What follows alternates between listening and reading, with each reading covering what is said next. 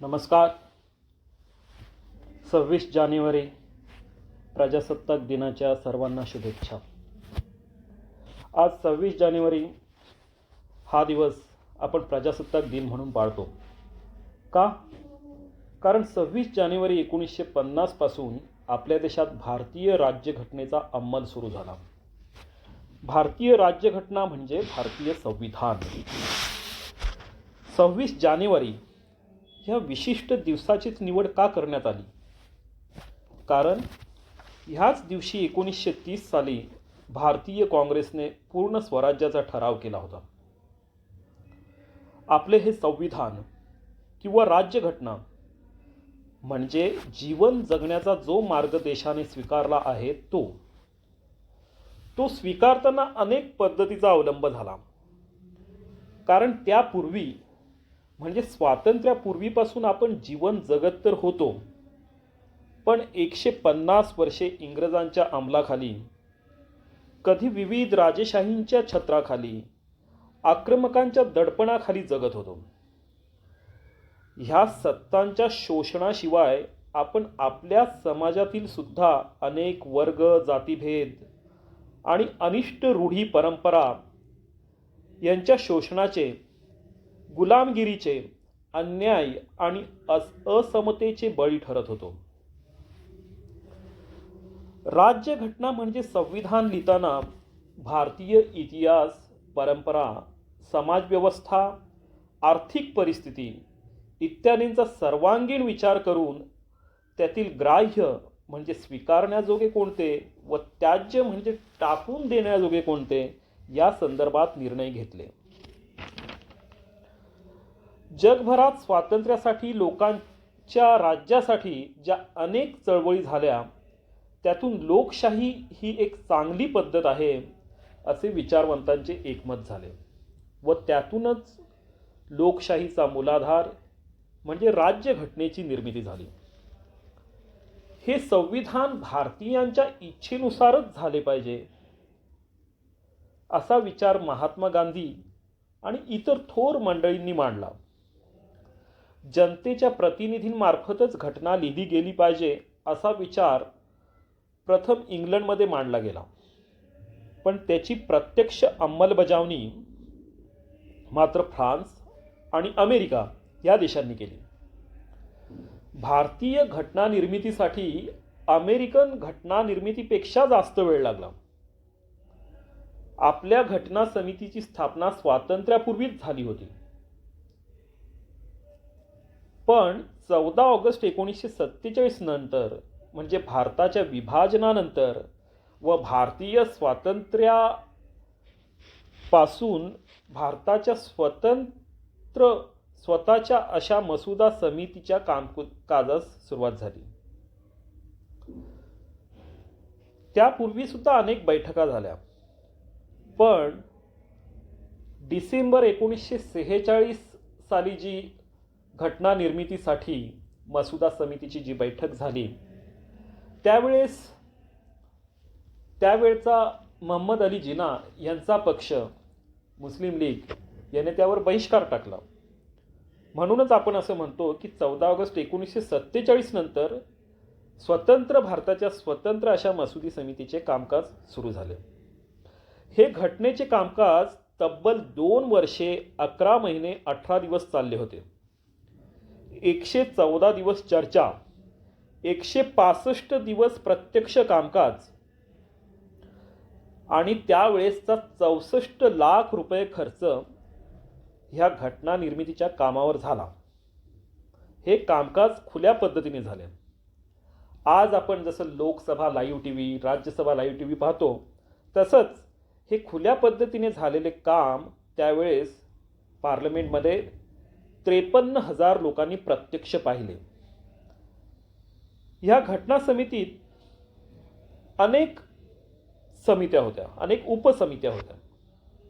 उदाहरणार्थ संचालन समितीचे प्रमुख डॉक्टर राजेंद्र प्रसाद होते. घटना समितीचे प्रमुख डॉक्टर बाबासाहेब आंबेडकर. घटना समिती म्हणजे मसुदा समिती जी मुख्य होती त्याचे प्रमुख डॉक्टर बाबासाहेब आंबेडकर. ध्वज समितीचे प्रमुख जे.बी. कृपलानी आणि प्रांतीय घटना समितीचे अध्यक्ष सरदार वल्लभभाई पटेल हे होते. कायद्याचे सखोल ज्ञान, विद्वत्ता आणि विवेचनपूर्ण तर्कशुद्ध विचारसरणी ह्यामुळे डॉक्टर बाबासाहेब आंबेडकर यांच्याकडे मसुदा समितीचे अध्यक्षपद आपसुकच चालून आले. डॉक्टर बाबासाहेब आंबेडकर यांची विद्वत्ता आणि तत्वपूर्वक विवेचन हे गुण ह्यामुळे मसुदा समितीचं कामकाज खूप भरभर झाले आणि त्यामध्ये अनेक जगातल्या विविध घटना निर्मितीचा किंवा विविध संविधानांचा मागोवा घेण्यात आला. आधी घटना समितीच्या मसुद्यात सार्वभौम स्वतंत्र गणराज्य असा शब्द होता. 1947च्या ठरावात त्यात सार्वभौम लोकशाही गणराज्य असा बदल केला गेला आणि डॉक्टर आंबेडकरांनी ह्या ठरावाचे समर्थन केले, कारण त्यांना सामाजिक लोकशाही म्हणजेच लोकशाही समाजवाद अभिप्रेत होता. लोकशाही समाजवाद म्हणजे काय? Democratic socialism. या डेमोक्रॅटिक सोशलिझममध्ये म्हणजे लोकशाही समाजवादामध्ये स्वातंत्र्य, समता, बंधुता ह्यावर आधारित समाजाची निर्मिती त्यांना अपेक्षित होती. एक असते डेमोक्रॅटिक सोशलिझम म्हणजे लोकशाही समाजवाद आणि दुसरा प्रकार आहे कम्युनिस्टिक सोशलिझम. आता कम्युनिस्टिक सोशलिझम म्हणजे साम्यवाद ज्यास आपण म्हणतो, जो काही देशांनी, रशियासारख्या देशांनी स्वीकारला आहे. या साम्यवाद विचारसरणीमध्ये काय असते की तुम्ही कुठल्याही प्रकारची संपत्ती तुमच्याजवळ एकवटू शकत नाही. तुमच्या प्रत्येक गोष्टीवर, प्रत्येक साधन संपत्तीवर हा सरकारचा हक्क असतो. उदाहरणार्थ, उद्या तुम्ही गाडी बंगला घ्याल आणि दुसऱ्या दिवशी सरकार येऊन ते आपल्या ताब्यात घेऊ शकते. पण लोकशाही समाजवादामध्ये, डेमोक्रॅटिक सोशलिझममध्ये प्रत्येकाला स्वप्रगती करण्याचा हक्क आहे. लोकशाही समाजवादामध्ये हा समतोल साधला गेला आहे की तुम्ही स्वतःची प्रगती करू शकता, साधन संपत्ती कमवू शकता, त्याप्रमाणेच समाजाच्या किंवा देशाच्या भरभराटीस सुद्धा हातभार लावू शकता. लोकशाही समाजाची उद्दिष्टे दारिद्र्य, अज्ञान, अनारोग्य व संधीची विषमता दूर करणे हे असते. भारतीय लोकशाहीचे डेमोक्रॅटिक सोशलिझम हे वैशिष्ट्य आहे. त्यात केवळ राजकीय जीवनापुरती लोकशाही लागू न करता सामाजिक व आर्थिक जीवनातही ती लागू केली जावी ही अपेक्षा आहे. यात व्यक्तिहितापेक्षा समाजहित महत्त्वाचे आहे आणि समाजाच्या प्रगतीतच व्यक्तीची प्रगती होते. भारतीय घटनेत संसदीय पद्धतीचा अवलंब झालेला आहे आणि ह्या बाबतीत इंग्लंड, तर संघराज्य पद्धतीत अमेरिका, कॅनडा, ऑस्ट्रेलिया, मार्गदर्शक तत्वांच्या बाबतीत आयर्लंड आणि घटना दुरुस्तीबाबत दक्षिण आफ्रिका, तर आणीबाणीविषयक तरतुदीत जर्मन घटनेचा प्रभाव आपल्या घटनेत दिसतो. आता भारतीय घटना समिती ही कॅलिडोस्कोप प्रमाणे होती. कॅलिडोस्कोप म्हणजे सर्वसमावेशक, बहुआयामी, बहुरंगी अशी होती. त्यात डॉक्टर आंबेडकर, श्यामाप्रसाद मुखर्जी असे बिगर काँग्रेसी नेतेसुद्धा होते. तसेच अय्यंगार, कृष्णस्वामी यासारखे कोणत्याच चळवळीत नसणारे नेतेसुद्धा होते. भारतीय संविधान निर्मितीच्या प्रक्रियेत स्वातंत्र्य लढ्याचा वैभवशाली वारसा लाभला आहे. राज्यघटनेचे मूळ जसे ब्रिटिश शासनात आहे तसेच ते स्वातंत्र्य चळवळीत सुद्धा आहे. आता ह्या स्वातंत्र्य चळवळीवर थोडी नजर टाकू. म्हणजे घटनेत असलेल्या स्वातंत्र्य, समता, बंधुता, न्याय ह्या मूल्यांचे महत्त्व आपणाला कळेल आणि त्याची जोपासना का झाली पाहिजे आणि त्याची निकड का भासली हे लक्षात येईल. आता इतिहासात शालिवाहन नावाचा एक राजा होता. त्या राजाने काय केले? लढणारे बाहुले जे असतात, बाहुले, त्यातून लढणारे सैनिक निर्माण केले. यातून तात्पर्य काय की बाहुले म्हणजे एखादी निर्जीव, निश्चल किंवा चैतन्यहीन माणसे, याच्यातून त्याने लढणारे सैनिक निर्माण केले. आता स्वातंत्र्यापूर्वी आपला भारतीय समाज हा सुद्धा चैतन्यहीन, निश्चल किंवा निर्जीव, अचेतन असा झाला होता. पण त्यांना स्वातंत्र्य प्राप्तीसाठी असा साक्षात्कार झाला. वेळोवेळी चळवळी करणाऱ्या क्रांतिकारक किंवा जेव्हा महात्मा गांधींचा उदय झाला किंवा त्यापूर्वी सुद्धा अनेक बंड उठाव झाले आणि हळूहळू स्वातंत्र्य प्राप्तीसाठीचा साक्षात्कार संपूर्ण भारताला झाला. पोलिसाला घाबरणारी माणसे निधड्या छातीने झंडा ऊंचा रहे हमारा हे गीत गात मिरवणुका काढू लागली. हसत मुखाने तुरुंगात गेली. अल्प शिक्षण घेतलेली आणि हातावर पोट अवलंबून असलेली बाबू गेनूंसारखी माणसे मातृभूमीच्या भक्तीने धुंद झाली. जीवाची कुरवंडी करायला सिद्ध झाली.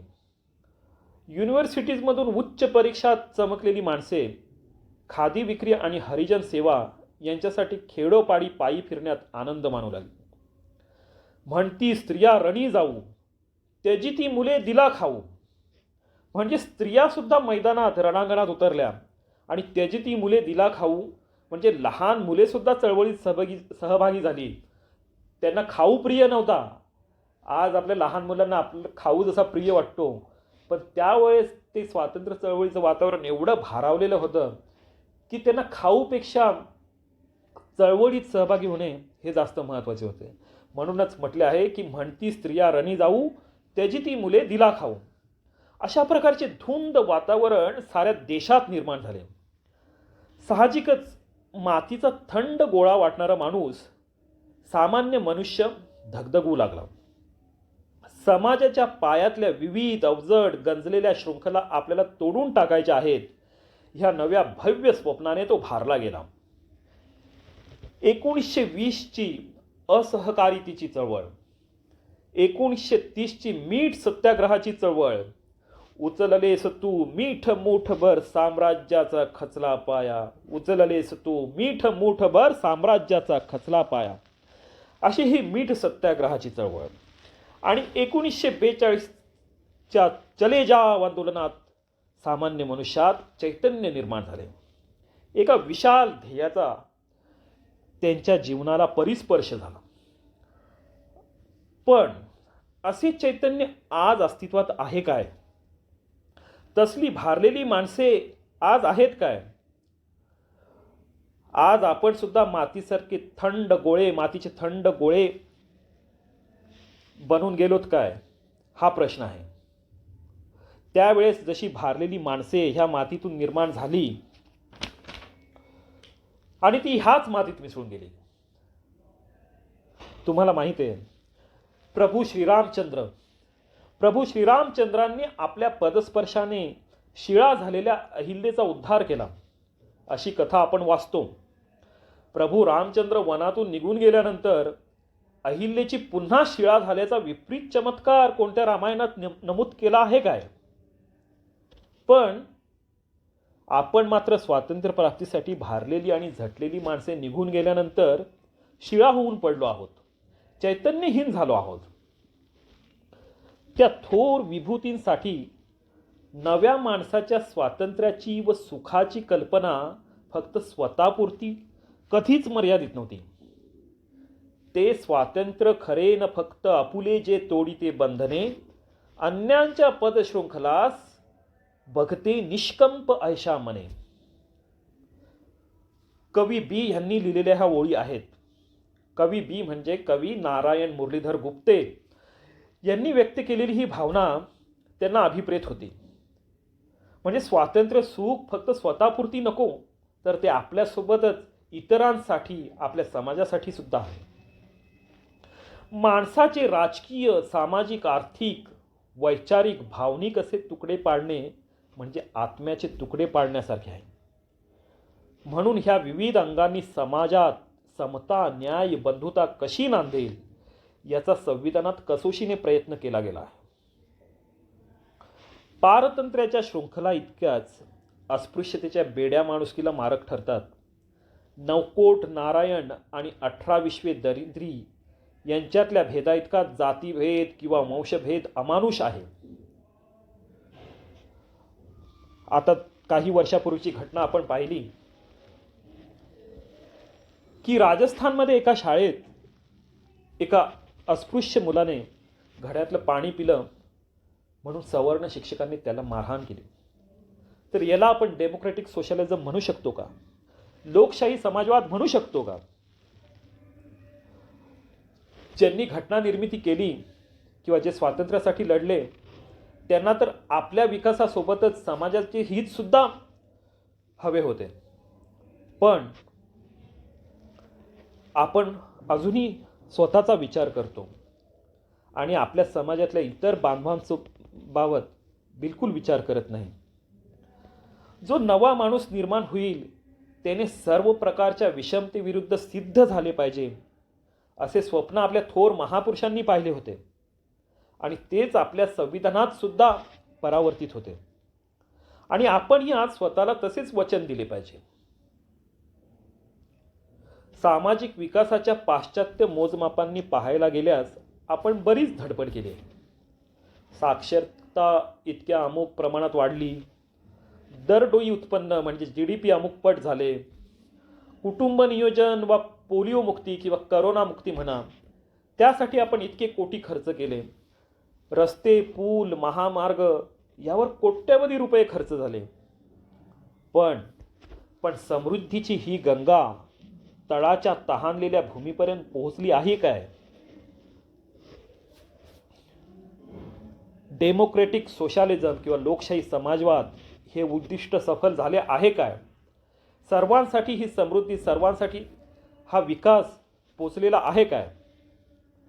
कारण शतकानुशतके आपण विज्ञान आणि विज्ञानाधिष्ठित शिक्षणाकडे पाठ फिरवली आहे. किंबहुना आज ही देशाची मोठी लोकसंख्या, मग ती पोटासाठी सतत स्थलांतर करणारी विस्थापित मंडळी असो, वीटभट्टीवर आपण मुलं बघतो शिक्षणापासून वंचित असतात, सतत स्थलांतर करत असतात. ती मंडळी, विस्थापित मंडळी असो की समाजातील ह्या न त्या कारणाने उपेक्षित गट असो, शिक्षणापासून वंचित आहेत आणि ते भोवताली होत असणाऱ्या भौतिक समृद्धीपासून पारखे आहेत. भाषणे ऐकताना सर्वत्र आबादी आबाद आहे असा आपल्याला भास तर होतो, पण दैनंदिन सामाजिक जीवनाचे, संभाषणाचे, मनोगतांचे आणि स्थित्यंतरांचे निरीक्षण करू लागलो तर काय अनुभव येतो? शिक्षण प्रसाराला भरती आली आहे, पण समाज सुसंस्कृत होत असल्याची चिन्हे दिसत नाहीत. समाज सुसंस्कृत नाही असं मी का म्हणतो? कारण आज आपण पाहतो आजचा तरुण, समाज माध्यमांचे उदाहरण घ्या, सोशल मीडियाचे उदाहरण घ्या, कुठल्या अंगाने तो सुसंस्कृत वाटतो? एकमेकांना शिव्या देण्यात, चिखलफेक करण्यात तो धन्यता मानतो. मग आपण त्यांना सुसंस्कृत म्हणणार का? युनिव्हर्सिटीजमधून भरपूर ग्रॅज्युएट्सचा माल बाहेर पडत आहे, पण ज्ञान विज्ञानाच्या आणि कलाशास्त्रांच्या उपासनेत घडवून गेलेला तरुण दुर्मिळ आहे. बौद्धिक आणि सांस्कृतिक क्षेत्रात नवनवीन शिखरे गाठण्याकरता जीवाची कुर्बानी करणारे तरुण शोधून मिळणे कठीण आहे.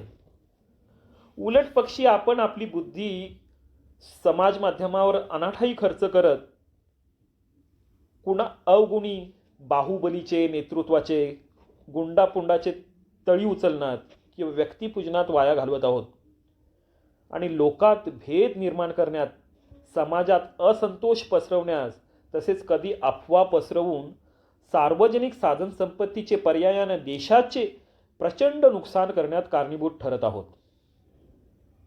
सर्वांचे भले व्हावे व संपूर्ण समाजाच्या भल्यासाठी, उत्थानासाठी झटावे ही भावना जाऊन उलट इतरांचे न्याय हक्क हिरावण्यात आपण नकळत सहभागी होत असतो. आज आपण अनेक आंदोलनं बघतो.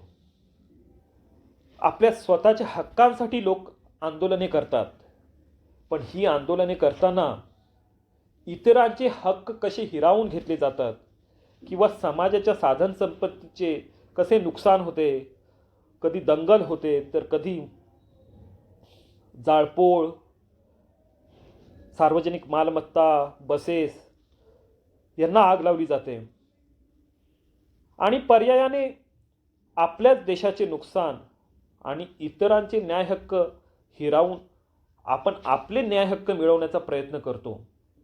तर याला डेमोक्रॅटिक सोशलिझम खचितच म्हणू शकत नाही. हा लोकशाही समाजवाद नाही, ही सामाजिक लोकशाही नाही. कारण सामाजिक लोकशाहीत व्यक्तिहितापेक्षा समाजहित हे महत्त्वाचे आहे आणि समाजहित साधले तरच व्यक्तीचे हित होऊ शकते.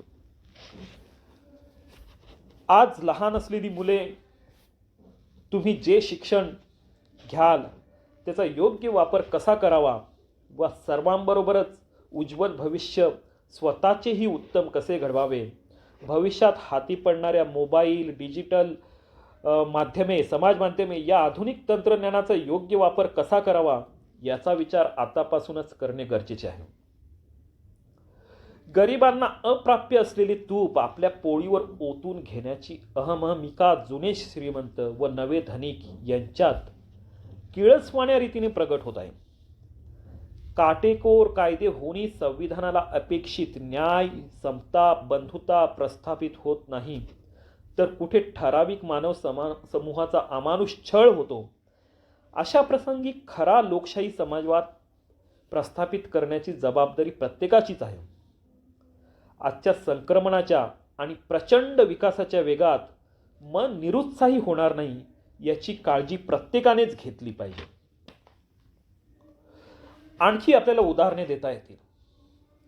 आपण सामाजिक विकासाच्या गप्पा मारतो. मी मागे म्हटले की दरडोई उत्पन्न इतके वाढले, कोट्यावधी रुपये विकास कामांवर खर्च झाले, पण आजही वाडा, तलासरी, मोखाडा, जव्हार ह्यासारखे तालुके कुपोषित आहेत. आता मागच्याच वर्षाची घटना घ्या. एक लहान मूल आजारी पडले, त्याला खूप ताप आला, ते थंडीने कुडकुडत होते, पण स्थानिक ग्रामीण रुग्णालयात सुविधा नसल्याने त्याला त्याचे वडील मोटारसायकलवर बसवून, आमच्या तलासरीकडची घटना आहे, मोटारसायकलवर बसवून दूरच्या जव्हारच्या रुग्णालयात तापाच्या इलाजासाठी घेऊन गेले. ते बिचारी मूल पाठीमागे आपल्या बापाला मिठी मारून बसले होते. एवढ्या थंडीतून जाताना त्या बिचाऱ्या मुलाचा रस्त्यातच ते लहान मूल दगावले गेले. म्हणजे आजही बघा की आरोग्याच्या मूलभूत सुविधासुद्धा तळाच्या माणसापर्यंत पोचलेल्या नाहीत. म्हणजेच जी सामाजिक लोकशाही, डेमोक्रॅटिक सोशलिझम जो अपेक्षित आहे संविधानाला, तो अजूनही पूर्णत्वास गेलेला नाही याची जाणीव आपल्याला झाली पाहिजे. विकासाचा प्रत्येक लाभ आपणाबरोबरच आपल्या आजूबाजूच्या प्रत्येक मनुष्यास कसा मिळेल हे आपणास पाहावयाचे आहे. केवळ सरकारच्या धोरणानेच राष्ट्राची सर्वांगीण प्रगती होते असे नाही, तर देशातील प्रत्येक नागरिकाने, जनतेने व्यापक भाग घेतल्याखेरीज राष्ट्राची उभारणी होऊ शकत नाही. आणि आपल्या संविधानास अपेक्षित असलेली जी मूल्ये आहेत, न्याय, समता, बंधुता, संधीची विषमता दूर करणे, दारिद्र्य दूर करणे, ही सर्व मूल्ये पूर्णत्वास जाणार नाही याची जाणीव आपल्याला असली पाहिजे आणि त्या दृष्टीने आपण आत्तापासूनच प्रत्येक नागरिकाने प्रयत्न केले पाहिजेत. एवढे बोलून मी माझे भाषण संपवतो. जय हिंद, जय महाराष्ट्र.